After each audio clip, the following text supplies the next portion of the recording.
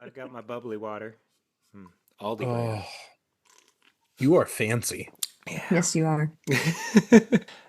Rhyme or free, it doesn't matter to me. It's my bad poetry. Good day and welcome to My Bad Poetry, a podcast where we take a deep dive into our poems from youth, yesteryear, or even yesterday, always asking the question, why in the world did I write this? I'm Aaron. And I'm Dave. And today we have with us a poet with multiple full-length collections and chapbooks who hosts her own poetry reading series on YouTube that would make Winnie the Pooh very happy. Donna Vorreyer, welcome to My Bad Poetry. Thank you. Thank you for having me. I never thought about the Winnie the Pooh connection at all with the name of the reading series, because it's actually a line from a Jack Gilbert poem, which is why I named it that. But now that you said that, like that gives it like double meaning that I'm very like happy to take on. I love Winnie the Pooh, so yay. Do you want to plug your poet reading series? Sure. I run a reading series, it's a virtual reading series I think we're in I keep saying we, like there's just more than one of me. That is now in its fourth year. Okay. Was doing monthly the first 2 years, but I got a little burned out. So we did like about every 6 months, the last two, which seems to work out better. No, but it's just poets and fiction writers and essay writers, mostly from independent presses, usually between 3 and 5 readers, usually on Thursday evenings. And then there's an archive on YouTube of all of the previous readings. And it's a really great way for me to get to hear and learn about lots of other writers without having to leave my house. That's awesome. Yeah. And for those who are still in the dark about the Winnie the Pooh connection and the poetry, your reading series is 100 Pictures of Honey, correct? 100 Pictures of Honey. I should have said the name of it. Yeah, that probably would have been helpful. Yes, 100 Pictures of Honey, which is a line from my favorite Jack Gilbert poem, which is called The Forgotten Dialect of the Heart. And so when I was naming it, I picked that. I'm like just really stoked that it also has a Winnie the Pooh through line. I mean, think about it. 100 Acre Wood. Honey. Yeah, now you have to change the Perfect. title to Honey spelled Hunny. I could do that. Yeah. To be honest, it's the first thing I thought of when I read the title of your series. I was like, oh, must be a big Winnie the Pooh fan. So I'm unfamiliar with that poem. I'll have to track it down. You have a beautiful literary history here, and Aaron and I are smart enough to watch Winnie the Pooh. Mm-hmm. So Well, we love Winnie the Pooh in our house. It was my son's favorite when he was a little boy. So, I Winnie the Pooh is part of literary history before it was Yes. Disney. Very So, yeah. Well, is there anything else that we might have missed in our intro? We talked about your series. Oh, you have a new chapbook, or not new chapbook, sorry, new full length, freshly book? out. Yeah, just came out officially on Tuesday. Today's Friday. Came out on Tuesday with Congrats. Sundress Publications. They're kind of like my little poetry family, called Unrivered. So yeah, I'm excited because my last book came out during lockdown, so I couldn't really do much about it. So I'm really excited to be able to have the time and the ability to really give this one some attention. Yeah. awesome. I had a question. You also have some artwork that you do. The cover of this book looks similar to your artwork. Is it your art? It is. Okay. Yes. Yeah, it's Nice. beautiful. And for the very first time, which was very exciting and nerve-wracking. Mm-hmm. When they accepted the book, I asked if I could make something, and then if they would, I said, and if it doesn't work as a cover, just tell me, let me know. And they made it work, and I'm very excited about that. That's incredible. And it's a beautiful piece. So Thank you. That's very exciting. But to get us into the realm of bad poetry, hmm Dave, how about you read for us whatever you have hastily written for this week? I'm calling this one Nothing to Say. Mm. Blank as canvas, fresh from bleaching. I search for ideas, and I am left reaching. No epiphanic Madeline moment. A brain with no thoughts unpossibly foment. Blank, not with wisdom and enlightenment, just with exhaustion and bogged down in cement. Well done, Dave. Been a while since I've heard foment in a Yep. poem. And then cement? Come on. That was pretty good. I'm working That's pretty- hard here. Yeah. What was the Madeline? Yeah, the Proust. The Madeleine moment. The cookie. No? Says the man who says he has no literary background. And Aaron and I are both like, what? Yeah. Oh, come on, you guys. You gotta read Proust. It's a huge waste of your time and you don't learn anything from it. What is so? You've mentioned this before on the show. I think I have. Yeah. I don't even remember what it's from, but it's this. He's sitting at his aunt's table and having tea, and he has this whole, like, moment that becomes the rest of the novel from smelling the biscuit that's just been dunked in his tea. Ah. So you didn't smell a biscuit today? No, I just, I had my tea. You had your tea. Didn't spark anything, and I couldn't come up with anything. You rhymed foment with cement, so I think Exactly. you. I was going to say. Yes, I did. That's an achievement. Whoop, whoop.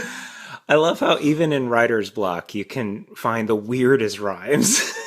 I am very impressive, and it's definitely not rhymezone.com that helped me find that one. Oh, wow. Oh, Donna, have you ever used rhymezone.com when you're trying to make something work? I have to say no, honestly, because I taught middle school for 36 years. And I banned rhymezone.com because I said, you have a brain and the alphabet. Mm-hmm. Take your time and Make it run work. through, and you'll come up with something because, more often than not, that over-reliance on the tools was a bad thing for a 13-year-old writer. What about someone with the skill level of a 13-year-old writer?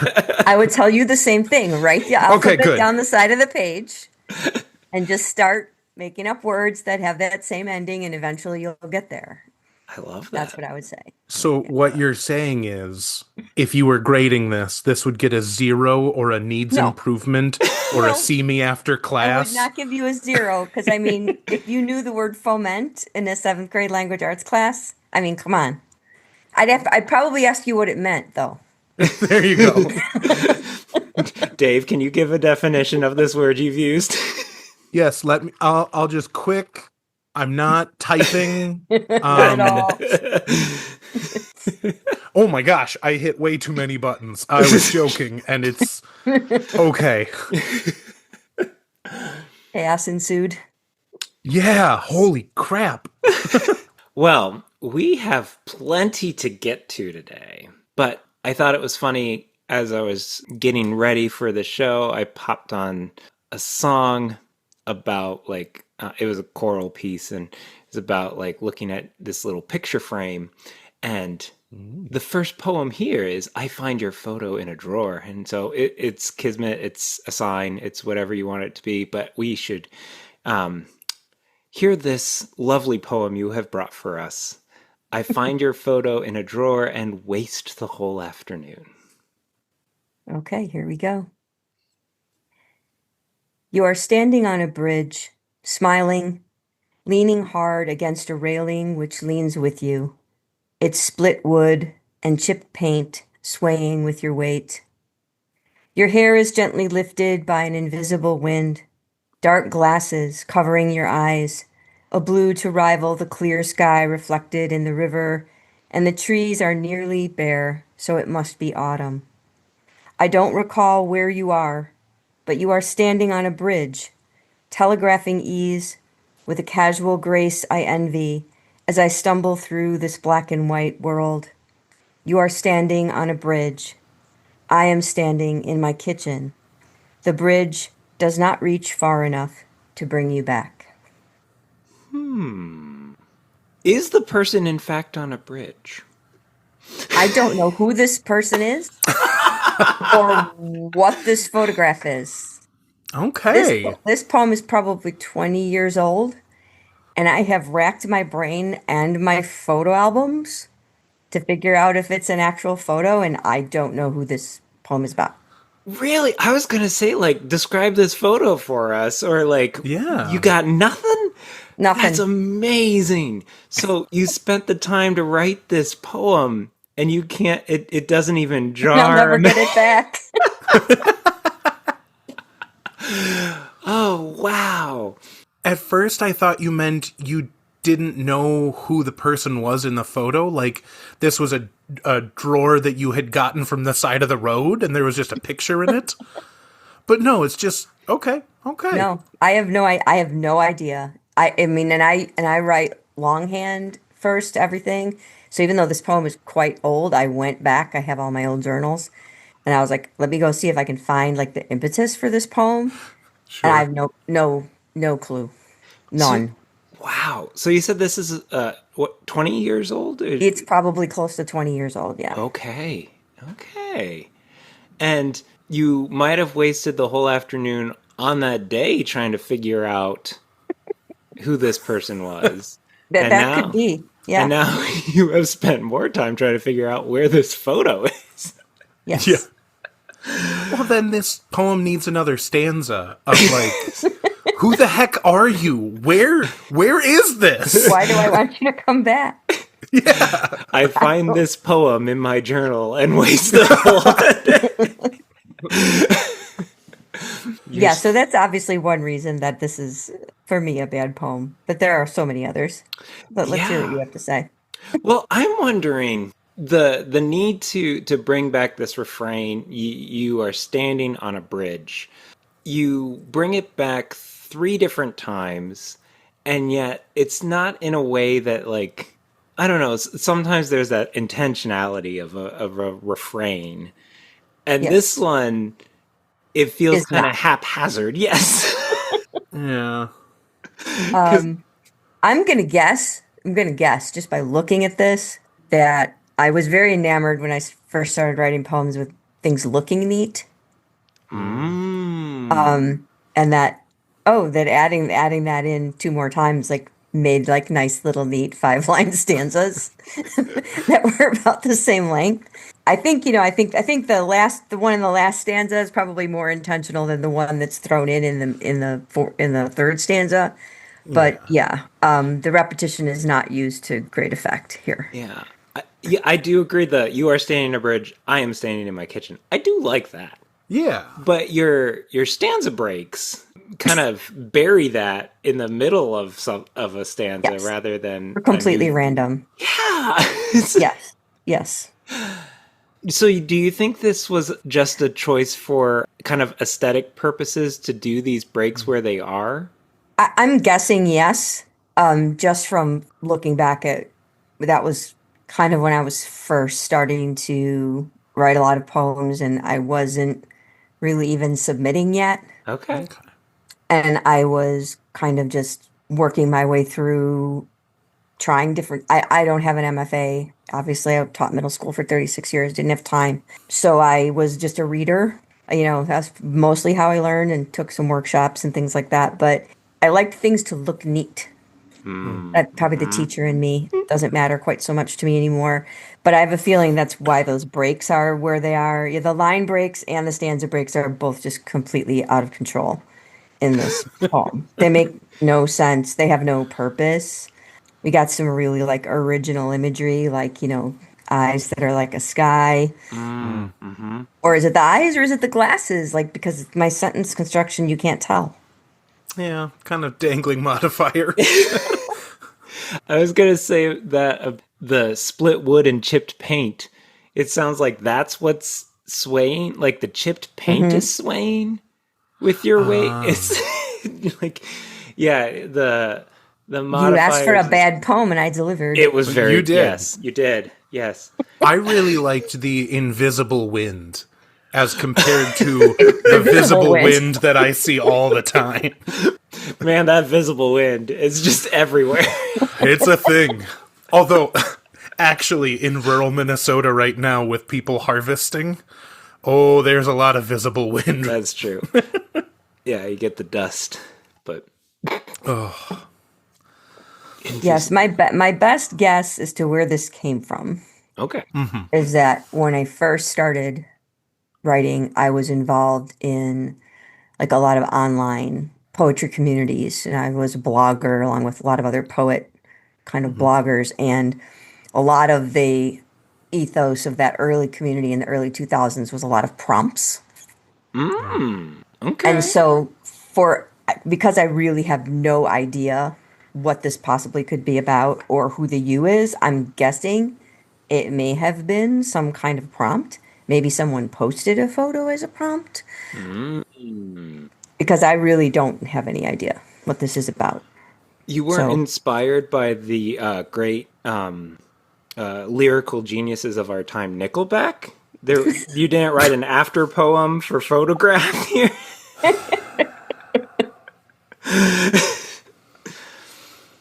Dear no, that listeners, was I not am that. rubbing my forehead so that I do not punch my computer. I was going to say, that came out about 20 years ago, right? I mean, I don't know.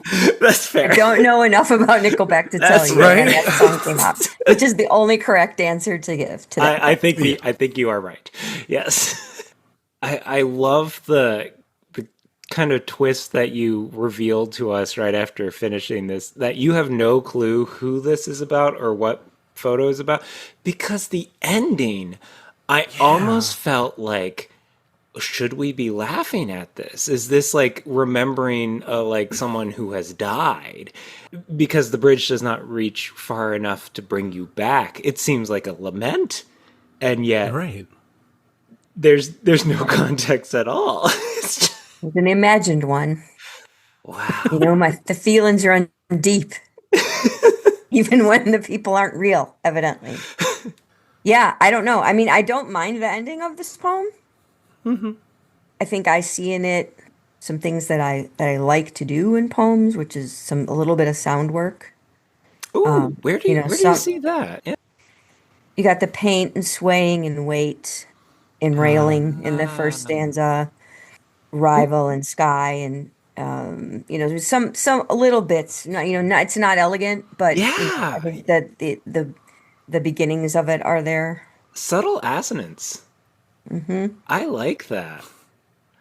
So that's something that you still strive to do in your Yeah, work? I be very interested in the way a poem sounds. It's a lot of my revision work is sound based. Sometimes I can get overly enamored with the way something sounds, and then it ends up my workshop group's like, no, no, sorry, uh, or even my own brain is like, what are you doing? It's like, Clearly, you put a lot of work into this, but it's not the work you wanted to do. no, it's not going in the right direction. But yeah, it is something I like finding poets that do interesting things with sound, and I pay attention to sound a lot when I'm revising. Cool. Okay. Well, I was gonna ask, is this a was this a black and white picture? Because of, but Nope. Oh but we will no, never know. we will never know. I don't know where that's from because it's the eye that's in black and white, Right. You're which stumbling through even black and though there's white. really no other color in the poem. Well, the blue. Yeah. Yeah, I guess. But And invisible. that invisible wind. That's totally a color. Yeah, and we don't know if the glasses are a dark blue or No. if it's the eyes that are We a don't know a dark lot blue. of things in this We poem. don't That is know a part lot of the of things. problem. It's a very mysterious poem. I think that is the most baffling thing is the amount of detail that is attempted but never fulfilled. Yes. Right? I try hard, you know, what can I say? Yeah. Yeah, we get chipped paint. We have it must be autumn, bare trees. We get glasses, and yet I get nothing out of this. It's amazing. Because there's nothing there. Yeah. It's yeah, it's a bad poem. It was an easy one to choose. Now you said you write this out longhand. So is that still a style you do today? I do. I almost always draft longhand first. it's getting harder as I get older. I have arthritis, and sometimes my hands don't want to do that work. So the computer becomes more important. But I almost always, my notes or my initial thoughts are still always in a paper and pen journal. It's the I think with my hand moving in that way better than I think looking at a screen. Yeah. And I'm more willing to scribble things out, cross things out, draw arrows, put an X through a whole page in a journal than I am with something that already looks like it's on a screen and it looks like a thing. So I think I have to fix it. Where Okay. actually, 90% of what I write isn't fixable or shouldn't be fixable. It's just practice. Sure. And I think that the longhand practice is better in terms of that. For me to really know when I'm looking at something in longhand and I find myself rewriting it multiple times, then I'm like, oh, this needs to go on the computer now. Ah. Because I'm trying to work something out with it, which means I think it's worth working on. Sure. And Cool. there's a lot of things that are just they're there and they stay there and that's a perfect place for them to be. I was gonna my follow up was gonna be, do you do pen or pencil? But you said pen, so Yeah, I'm yeah. not a pencil person. I never have been. And now I have these amazing like arthritis squishy barrel pens. Ah. I used to write with a fountain pen. I was very fancy, right? Oh, But wow. that doesn't cut it anymore. But yeah, those are my favorite. These are my favorite pens. I have a bunch of them. That's definitely a pen. I do crossword puzzles in pen and stuff too. I'm not a pencil. So bold. You're wrong. You're wrong. I can appreciate bad poetry. I can appreciate whatever. Pen in a crossword puzzle? Yep. A lot of hubris. That's what it is. I would like to move on. Okay. Before we move on, Yes. I do have one request. Okay. I have looked at your art, and it is gorgeous. You Thank are you. extremely talented. Wow. So now Yeah. you need to paint this poem. Because if you don't have the picture, you need to make the picture, right? Hey, I'm gonna write that down. Challenge accepted. It's kind of like a reverse ekphrastic, right? You Yeah. take the poem and I make need the to painting. create the photograph. All right. Next time I'm stuck, then I'll pull that out. There you go. With, Interesting. with your art, do you do a lot of it seems like it's a lot of layered kind of mixed media? Yes. And it's really funny. I feel like almost like you're not talking to me, like you're asking me about my art. Like I loved to make art when I was a kid, but I didn't really do anything my entire adult life until lockdown when I Oh was wow. bored to tears Sure. and I couldn't write or read during lockdown. I could listen to audiobooks, but I couldn't focus on a book. And I'm like, I need to do something or I'm going to go insane. And so I started just with like stuff that I had at home. And then I got really interested in, I'm going to try. I think I have a really good friend whose name is Kristen Latour, who's also a writer, but she's very creative. And she was like, just make things like, what's the worst that could happen? It sucks and it's on a piece of paper and you throw it away. And I'm like, okay, that is a really good attitude to have. So yeah, I do really like collage and mixed media the best. I'm not a very good representational artist on my own. So, you know, everything I end up trying to make looks like a cartoon, even if I didn't want it to look like a cartoon. So I really like abstracts and I like the collage element because I can manipulate things that look like things Yeah. into other things without having to draw them. Nice. So, yeah. Very nice. Now, onto a representation that is clearly very easy to name, lift up, paint. Let's talk about the afterlife. Yes. Oh, good Lord, this poem. All right. Here we go. Afterlife. The thrill of heaven hooks the holy like a thumb tucked in a belt loop. But even the most faithful human clings to the snail-like poison of the world, wanting just a little more time. A tree sees its reflection in the river and never worries about what comes after. There is no need in nature for heaven, just root and trunk and branches, bound in soil, tangled in stars, the moon spilling its bright ruin over the stillness, the earthbound dark. Hey, there's something here that I really like. What you're playing with the nature imagery here.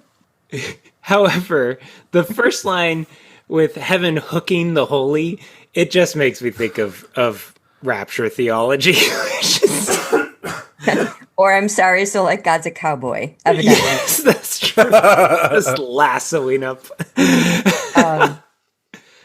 Yeah. Thumb tucked in a belt loop. What an image. See, I probably was just really enamored with the way that sounded, Yeah. honestly. Yeah, I don't understand the hard turn in this poem from that weird initial image to the trees. Right? It's like the first, I mean, even the third line, I can kind of see where it can get to the trees with the root. But the first two lines seem to be an entirely different poem, which almost sounds, I mean, frankly, it sounds a little like it's the thrill of heaven hooks the whole. It just sounds like almost like joking with the along with the belt loop. Very cartoony. Yeah. Speaking of things that are turn out cartoony when you don't want them to. Yeah, I don't. This is not 20 years old, but it's newer, but not new. Okay. Sure. I mean, it's probably closer to maybe 10 years old or 8 years old. Yeah, what do you remember about writing this poem? I think, and this is something I'm still kind of wrestling with in writing, is that the idea of, as I've gotten older, my relationship with, organized religion has changed. My spirituality is different than it used to be, and kind of just have been trying to wrestle a little bit in writing with reconciling, what I was taught to believe and what the parts of that I still believe with what I no longer is meaningful or useful to me. And so I'm guessing I was trying to get at one of those ideas here, but I don't know why it went this way. And trees, man, it's always a tree. Like, I swear to God, I talk to Mitch about this sometimes. Like, why is it always a tree? There's always a tree ends up somewhere, and it's a dramatic tree, right? It's bound and it's tangled. Yeah, tangled in the stars, no less. Yes. I like that. It is a cool I think that's a image. really pretty line. And then, of course, being the good poet that you are, you have your obligatory moon. Moon. Gotta have the moon. Yep, you're Yes. good there. Yeah, the ending is the endings. The second half of the poem is very poety. Yes. And it's probably why the poem doesn't work. It's too weird at the beginning and too poety at the end. And the two halves don't. It's like someone tried to make an Oreo with half an Oreo and a rock. The two of them don't make any sense together, but somebody tried to smash them together and make it work. Yep. I can almost see it as like the first half being sarcastic. Oh. Where the thrill of heaven, it's like a thumb tucked in a belt loop. Well, that's BS. The earth has no, or like, life needs no heaven. Nature needs no heaven. If you were to, I mean, it's funny that you, in your previous poem, felt the need to break into stanzas to have this, like, perfect look. This one almost feels like it needs a distinct break at a tree sees its It needs reflection. space. Yeah. It needs time for that first image to settle, where these faithful humans are, like, being abducted by this UFO heaven and clinging to something to, like, avoid leaving the world. And then you take a breath and you're like, Trees don't worry about that. Trees are fine. We need the cream in the Oreo. Yes, exactly. Yeah. Then you might be able to swallow the rock. That sounds like a pleasant reading experience. Here, swallow this rock of a poem, please. See what you can do with it. Yes, so I can see ideas that I am interested in this poem, and I do love the tree. Like my husband and especially when my son was younger and we'd be on vacation and they'd like lose me. And he'd be like, "Where's mom?" "I don't know. She's probably taking a picture of a tree." Like was usually my son's response, and he was more than often correct. Yeah. But yeah, this isn't, I don't think, an effective. Right now, it is certainly not doing the work of a good poem should do. I do like the snail-like poison of the world. I'm kind of enamored with that a little bit. But it's an interesting idea to see what would happen if I kind of broke it up and saw if there was something that would make a connection. But yeah, right now it is not working. No. Snail-like poison does stand out to me. I love that. Are snails typically poisonous? I'm wondering. I don't. I No, thought it just meant slow acting poison. Slow acting. the slow acting, yeah. Okay. Like more kind of like, eventually the world turns you, Thank you. yes. Yes. I think I got stuck on all the nature imagery later. So I was. So it's got to be a real snail. I was picturing a literal snail. Okay, I'm back. Good. I do see some of the stuff that you're wrestling with and deconstructing, almost that like within faith traditions of this. Oh, heaven is such a wonderful place. I can't wait to get there. And yet, when faced with mortality, we are scared to death, right? I mean, Yep. So Hanging on. yeah, and so it's that that cognitive dissonance that I myself have wrestled with many a time. Yeah. But maybe not like a belt loop. Yes, not like a belt loop. Let me know if this is out of left field, but in this, I am hearing, as a pastor, someone in organized religion, I am hearing the words of Jesus in "Consider the lilies of the field; they neither sow nor reap, and yet they are clothed more beautifully than Solomon. By worrying, can you add a single moment to your life?" And it's kind of Jesus going, "Why are you so worried about heaven and hell, and why are you so worried about your life? You don't need to worry. The lilies are pretty. Yeah. You need to look at the lilies. You need to go and take a picture of a darn tree." You're giving me a lot of credit here, so thank you. No, I think you're a genius. Yeah. It works, yeah. Yeah, is there anything else from this bad poem you want to lift up today? I don't think so. I mean, I do, think the last few lines, are there's something that could work there, but right now, I think the way this poem exists now, it's me being enamored with being more enamored with how it sounds than whether it's working. Yeah. Image-wise. The poem is clearly poeming. It's poeming hard. It's very. Wow. But I agree. The Tangled in Stars is a really cool image. That might be fun to play with in some other context. But Yeah. Well, we could linger over this poem for quite a while, like just snail-like going over inch for inch. But I feel like there's this duality to this podcast where we need to deal with the difficulties of life. So that was a big stretch there, bud. What? That was a perfect stretch. Well, I love the opening line of this one. I don't know how it has to do with duality yet, but I'm eager to hear. So, how about you give us Don't get too excited. Okay. Yeah, this is the creme de la creme of the bad poems I think that you're getting today. Yes. All right, duality. The goat's barbelled eye, a grace of strangeness, a face both frightening and high delight. I see duality in so many places, try to erase one aspect to trace the truest line. On one hand, we die. On the other, we love. And somewhere between is fair compromise.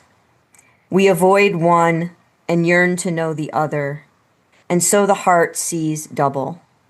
The year and its daily part, the dear goat and its evil eye, the hard cell of youth and age's soft muzzle. If all goes to plan, spring arrives, then summertime drums its coming with a rose, then autumn's hands which hold two things close, the living death of all things green, and a climb through coldest white toward warm repose.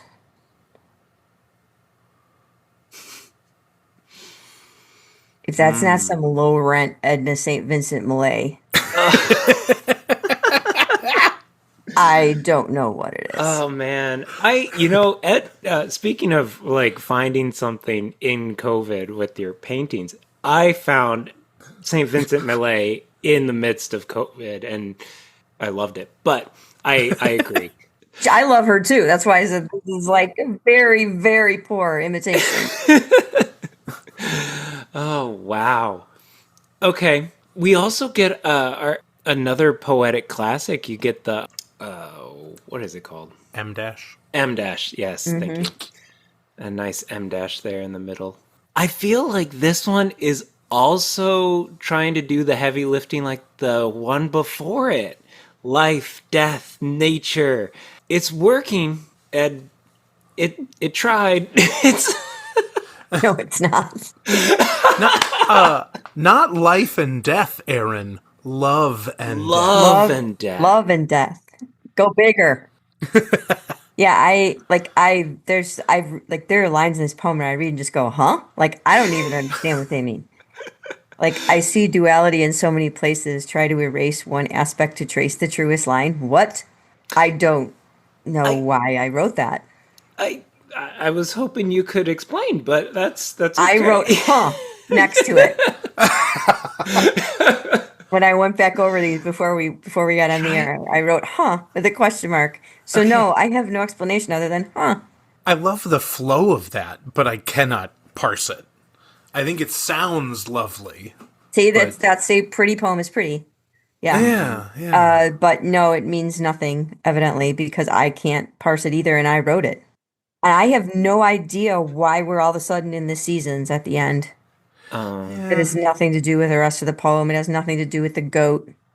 Or duality, really. No. I mean, it's like the steady climb of time, or cyclical. Yeah. Yes.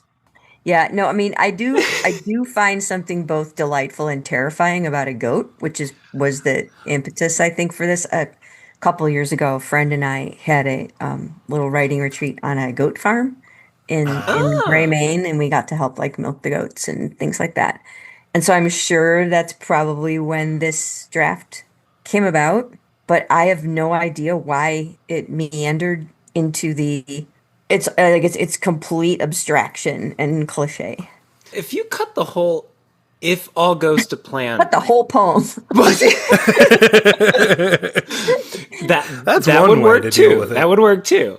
But at least you get back to the goat with the dear goat and its evil eye, the hard cell of youth and age's soft muzzle. Period. End. Stop. Done. Then Why did I keep writing? That's what I wrote. I wrote next. That's what I wrote next to this. Why did I write this? because if all goes to plan, then spring turns to summer. The season. What does that have to do with duality or goats? I do not know. So like anybody that's listening that thinks that poets write all bangers, you are completely wrong. And sometimes it's okay to cut it short. And I don't. I mean, I'm mostly a short poem writer, so I don't know why I felt the need to add on to this one. The fact that it made it to the computer at all is probably due to the opening line about the goat. Yeah. Mm-hmm. There's nothing else in here that I see that is interesting. I like the image of a barbelled eye. That's a cool image. Would I have ever described a goat's eye as barbelled? Probably not, but that's what poetry's all about, right? It's That's right. But yeah, if you cut the I see duality in many places, try to erase one aspect and trace the truest line, and you go from frightening and high delight on one hand we die, on the other we love. There's something there. Then you cut the seasons and you You got stick the with whole ending. You got the yeah, yeah. You get a goat with terrifying eyes, cute and scary, and in the middle we're dealing with life and death and poem done. In some ways, that's a much better poem than what we have here. So essentially, yeah, Aaron, you're just saying cut it down to 2 couplets and call it good? Yeah, that's what I'm saying. Okay. Because then it would be No. duality, just 2 couplets, Actually, that's interesting. I like Don't that idea. encourage him. Don't encourage him. Yeah, I'm still trying to try to erase one aspect to trace the truest line. I want so desperately to find meaning in that, So do I. and I I can't. don't know what it means. Yeah. I don't know. Well, okay. If we take the on one hand we die, and on the other we love, so those are the two things you're juggling, right? Is you this in between fair compromise? Is that you trying to erase one side of the equation to find the truth in the middle? No, I thought it was more. I thought it was more erasing one of those, like removing death or removing love to find what is true. But then you're seeking out a compromise between love and death, which is Not apathy possible. or like kindness. I don't. Or are you seeing the duality in the frightening and the highly delightful goats? And you're trying to be like, I want to either be frightened or delighted by these lovely creatures. I'm fascinated by the fact that you're spending so much time trying to figure it out. It's just a really bad line of poetry. It is a really bad line. Oh man. So, what have we learned? We have learned that Donna can write some bad poems. That's what we have learned. That's true. And the goats really do have terrifying eyes. They do. Yeah. What is that? What is up with that? I mean, I don't know, but they're so cute. they are. And then Right. you get up close and you're like, And they've got wow. big personalities, and then you look at their eyes and you're like, whoa. Yeah. There was a medieval belief that goats could see into the future and the past because of their horizontal eyes, so that they could see forward but also around, and so that's why, like, associated with demons and with the devil demonology and and- stuff. yeah. Yeah, Fascinating. I think it's just cute. I'm gonna keep the barbelled eye imagery, and next time I see my sister's goats, I'll be like, "Oh, look at those barbelled eyes." And then we're like, wow, Aaron. The mind of a poet or of a thief. But then I'll Feel start. free. You have my permission. Yes, thank you. But then I'll start thinking about the seasons and how spring will come again. You know, Because those things go together, obviously. we should probably get to wrapping this up. And Can you see to the end through your barbelled eyes, Aaron? well, I'm seeing that we have another tree poem to work with here. So We do. But I did specifically choose it. This is the good one. because this is the good one. So we end each week here with the words of a true poet. So Donna, we would be thrilled if you were willing to share for us another poem that you are in fact very proud of. Yes, and I did choose this one particularly because I think it has some of the same ideas that showed up in the three bad ones, but I think, and hopefully some others did too, in a much more successful way. So this is Finding Tongues in Trees. The bark of most trees yields to growth by splitting or filling from within, but not so the sycamore. Its bark flakes in uneven pieces, leaves its surface mottled, green and gray. Some mistake this for disease, mark the trunks with X's, call the surgeons, like we did for my father when he began to shed and shiver, his trunk covered with sores, bruises blooming on his limbs, the skin unable to stretch and accommodate what roiled beneath. We did not know how to speak to him of death, what words, until one day his frame, wasted and bent, adorned with damage, pulsed with light, and his heart, that most secret crocus, broke open and poured its bright into the winter air. And even when he breathed his last, my God, there was music in that sigh. It was joyful, and the trees all waved their arms and taught us how to split and heal and sing. Now that has something to say. Yeah. Oh, I love this. You truly did pick like the best poem to show what all of these other poems are trying to do.